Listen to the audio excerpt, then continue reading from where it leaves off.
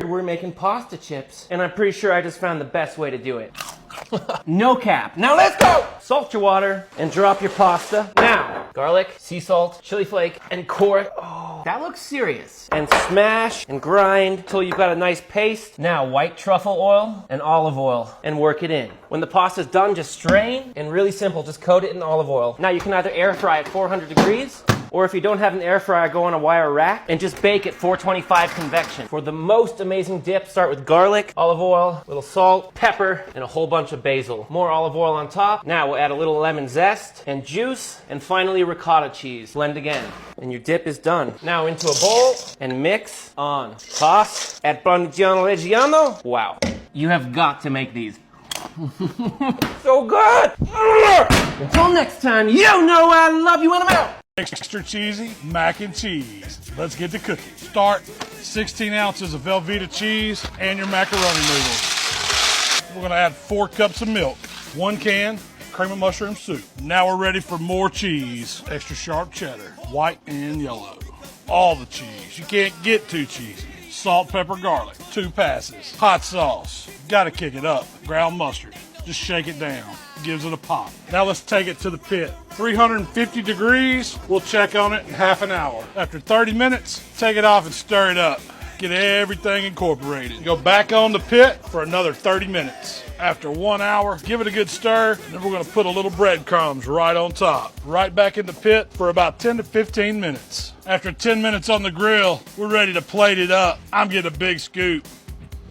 Ooh, it's steaming hot. It's extra cheesy. You know it's hot, it's smoking, but I'm going in. Let's make pasta chips. Salt that water, then cook your pasta. Strain your pasta. That's what good puts. Now add some olive oil, a little truffle salt, and some Parmesan. I'll add some ranch too. Into the air fryer, fry at 400 for 10 minutes. These are crispy. Dip it in some pesto. I made these 2 months ago and no one seemed to care, but now everyone's saying, ain't she a beaut? Let's make peaches and cream fettuccine because you fancy. Blanch the peaches. 12 onions. This stops the cooking and helps peel away the skin. Look at that. Slice. Add to a little bit of lemon juice so they don't turn brown. 4 ounces diced pancetta. Heat medium-low heat. First, render the fat a couple minutes. Increase the heat to medium until it's crispy. Remove with a slotted spoon. 4 garlic cloves. 1 shallot. Saute the garlic and the shallots. Hands a little dry. Add a little oil. Saute until you can smell the garlic. Peach schnapps. Deglaze. Half a cup. Reduce by half about 1 minute. See how it cleaned the pan? 2 cups. Heavy cream. Reduce the heat. Medium-low. Kosher salt. White pepper. You don't want to see the speckles. Bring it to a gentle bubble. Let it thicken about 6-7 minutes. Cut the heat. 2 tablespoons unsalted butter. Don't make a mess. Has to be cold. Don't break the sauce. Add the peaches. Add a little bit of sugar. Return the pancetta. Add the pasta into the sauce. Basil, because you fancy.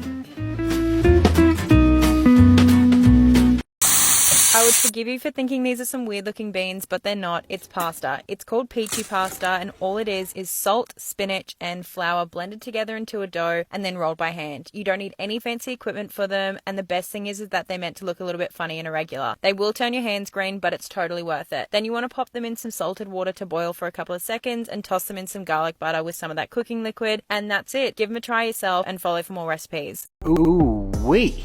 This was so good. Even my 1-year-old daughter Soleil loved this meal. And you want to know what she asked for every night for dinner now?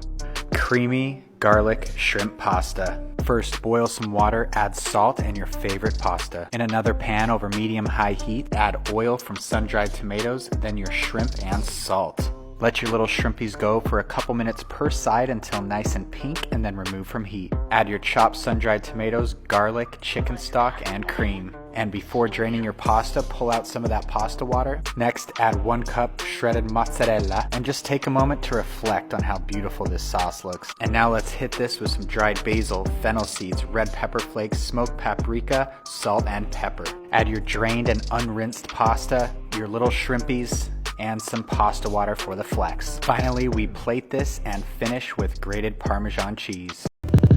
Alright, so you know I had to hop on that TikTok pasta trend, but I had to make things bougier. So I'm using Boursin garlic and herb cheese. Comes out a lot creamier than using feta. I used a nice tomato medley so you get some more color. Chop up a shallot, some cloves of garlic, and some fresh basil. You're gonna top that with olive oil, kosher salt, black pepper, and crushed red pepper. Throw that in the oven until you get a nice light char on the top. Once that happens, I decided to put it in the blender so I don't have chunks of tomatoes. I wanted it more of a sauce. While that's going, get your water, salt it up, throw in whatever shape pasta you want. I wanted to use mini shells because I thought it would come out really pretty. Saute some portobello mushrooms. Once those get a nice color, you're gonna throw some spinach in. And once that breaks down, you're gonna set it aside. Get your pasta, your sauce, your portobello and spinach mixture. And let me tell you, this was an incredible dish. 10 out of 10. Pasta takes 10 minutes to make. Broccolini cut in half, then thinly slice the garlic. A little bit of chili flake in there as well. Get the pan hot on medium-high heat. Then salt the water and drop the pasta. A smaller pot will give you more starch. Olive oil in, then add the broccolini and a little bit of salt. Brown the broccolini, and after 5 minutes of cooking, add the garlic and the chili and more oil. Cook until that browns, and then kill the heat, and then pasta water goes in. Heat back on. 2 minutes before the pasta is fully cooked, add the pasta to the pan with pasta water as needed and agitate until the sauce emulsifies. Plate it up and top with a little bit of pecorino cheese and forget about it. Today I'm making the pasta from the movie Luca, which is called Trinette al pesto. Start by blending garlic, basil, a little olive oil, and a pinch of salt in a food processor. I ground mine up by hand the old-fashioned way, but honestly it took a really long time and just ended up hurting my arm. Then add pine nuts, Parmesan cheese, and pecorino. Slowly add more olive oil until you have a beautiful creamy pesto. Then cut up a yellow potato and some green beans. Boil them in salted water, then add in your pasta. I made my own fresh pasta, but a box linguine is fine. Put your pesto in the bottom of a mixing bowl and add a little of the pasta water. Then add in your pasta and mix everything together. Then sit back, enjoy, and pretend you're spending your summer on the Italian Riviera. You do not need a fancy machine just to make homemade pasta. In reality, the best quality pasta is made by Italian grandmas in their rolling pins. It has to do with the texture of the wood. I use a ratio of 80 grams of 00 flour to 1 egg. You can use all-purpose flour, but the texture will be a little different. A huge mistake you can make is not kneading it long enough. You need to knead it for 10 minutes. It's also crucial to let it rest 30 minutes so the flour can hydrate and the gluten can relax. Otherwise, it will spring back when you roll it. A helpful technique is to let it hang from the side of the table so the gravity can kind of stretch it out for you. If you're feeling fancy, you can try what I'm doing here. It helps to have a large rolling pin. This huge sheet of pasta is called a sfoglia in Italian. Here's a cool trick to quickly make a lot of pasta. Roll it up from either end, slice it, then all you have to do is stick your knife underneath the pasta and it will just fall into place. This shape is called tagliatelle. Tagliare means to cut. Get the full recipe with all my tips on how to store it and cook it on my website, link in bio.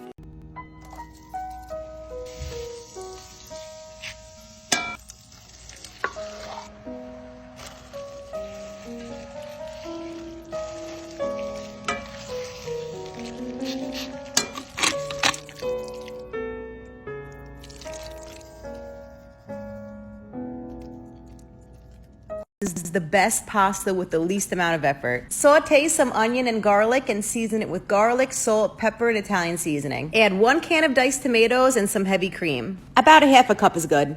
Whatever pasta you choose is fine, just add a little pasta water to the sauce. Now re-season it, but add garlic powder this time. In go the cute little bow ties, and here's where the spinach comes in. Keep adding as many handfuls as you want and just fold it in, it will wilt very fast. Now add a little Parmesan cheese, give that a quick stir and you're done. This is so good and so delicious. And now that you watched the whole video, I'm sure you can see why. Let's make a carbonara like the Roman gods intended.